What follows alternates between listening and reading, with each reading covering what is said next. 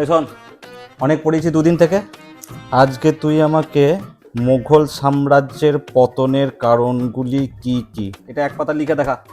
মুঘল সাম্রাজ্যের পতনের কারণ তো আপনি পড়াননি, হাফ পড়িয়েছেন। হাফ পড়িয়েছেন, হাফ লেখ। স্যার প্রথম পয়েন্টটা একটু ধরে দিন না, মনে পড়ছে না। প্রথম পয়েন্টটা যদি ধরিয়ে দেবো তাহলে তোকে লিখতে বললাম কেন? যেটা মনে পড়ছে সেটাই লেখ।